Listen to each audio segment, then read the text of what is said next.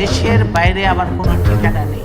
এই দেশ, এই দেশের মাটি, মানুষই আমার সবকিছু। কাজে আমি দেশের বাইরে যাব না। কাতারের মতো ধনী দেশের আমিরের পাঠানো অত্যাধুনিক বিমান অ্যাম্বুলেন্সে করে চিকিৎসার জন্য লন্ডনে গেলেন বিএনপি চেয়ারপারসন বেগম খালেদা জিয়া।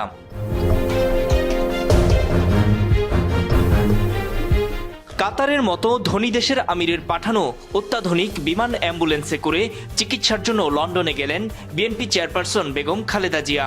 কিন্তু কেন তাকে এই সম্মানে সম্মানিত করল কাতার? কি আছে ওই বিশেষ বিমানে? দীর্ঘ 7 বছর পর ছেলে তারেক রহমানের সঙ্গে দেখা হবে সাবেক এই প্রধানমন্ত্রীর। এর আগে যখন লন্ডনে গিয়েছিলেন তখন এভাবেই তারেক রহমান তার মাকে নিজের পাশের সিটে বসিয়ে গাড়ি চালিয়ে নিয়ে গিয়েছিলেন। এবারও একইভাবে মাকে নিতে বিমানবন্দরে থাকছেন তারেক রহমান। কাতারের রাজকীয় অত্যাধুনিক এই এয়ার অ্যাম্বুলেন্স শুধু একটি উড়োজাহাজই নয়, বরং এটি কার্যত একটি উড়ন্ত হাসপাতাল। মূলত বন্ধুপ্রতিম রাষ্ট্রের বন্ধুদের জন্য আমিরের পক্ষ থেকে এই বিশেষ উড়োজাহাজ পাঠায় কাতার।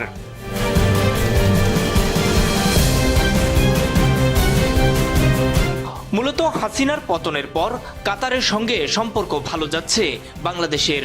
কারণ হাসিনার পতনের দাবিতে বিক্ষোভ করায় 57 জন বাংলাদেশি প্রবাসীকে যাবজ্জীবন কারাদণ্ড সহ বিভিন্ন মেয়াদে সাজা দিয়েছিল কাতার সরকার। কারণ ওই দেশে বিক্ষোভ করা সম্পূর্ণ নিষিদ্ধ।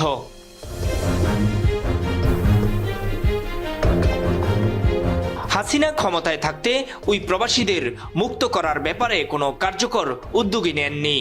কিন্তু ক্ষমতা গ্রহণের পর ডক্টর ইউনূসের একটি ফোনেই কাতারের আমির ওই প্রবাসীদের পুরো সাজা মওকুফ করে দেন।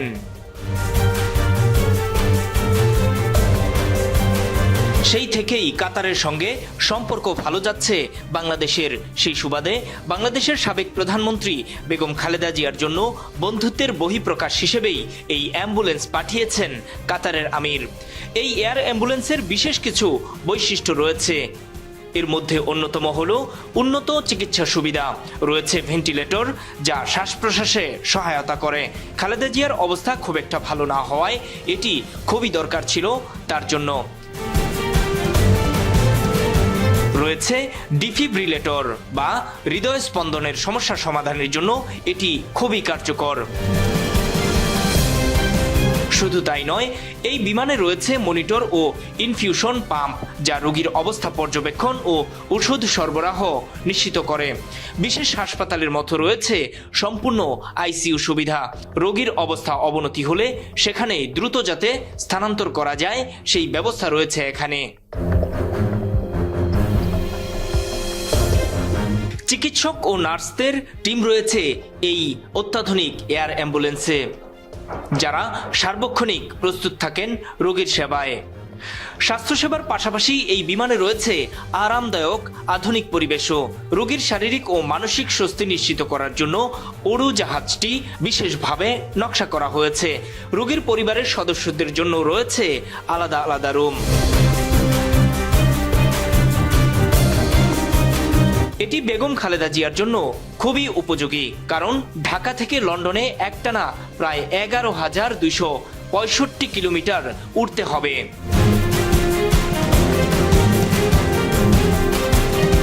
বিমানটি এমন সক্ষমতা সম্পন্ন যে কোনো ট্রানজিট ছাড়াই যুক্তরাষ্ট্র, ইউরোপ, আফ্রিকা কিংবা এশিয়ার বিভিন্ন শহরে সরাসরি যাতায়াত করতে পারে কাতার থেকে।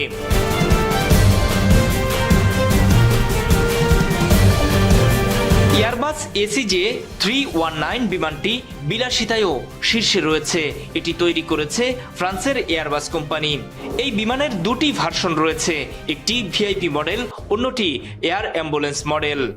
এয়ার অ্যাম্বুলেন্স মডেলটির মালিক কাতার এক্সিকিউটিভ, যা কাতারের ভিআইপি এবং জরুরি সেবার জন্য ব্যবহার করা হয়।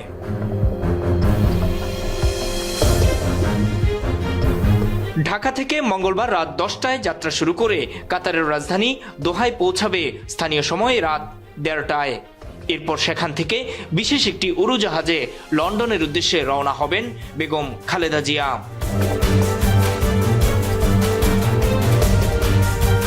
তার এই সফরকে ঘিরে কত ধরনের নাটক হয়েছে বছরের পর বছর ধরে। আওয়ামী লীগ সরকার কোনোভাবেই তাকে বিদেশে পাঠিয়ে চিকিৎসার জন্য সেই সুযোগ করে দেয়নি। অবশেষে ছাত্র জনতার গণ অভ্যুত্থানে হাসিনা সরকারের পতনের পর তাকে মুক্ত করা হয় পুরোপুরি এবং অবশেষে তিনি লন্ডনে গেলেন।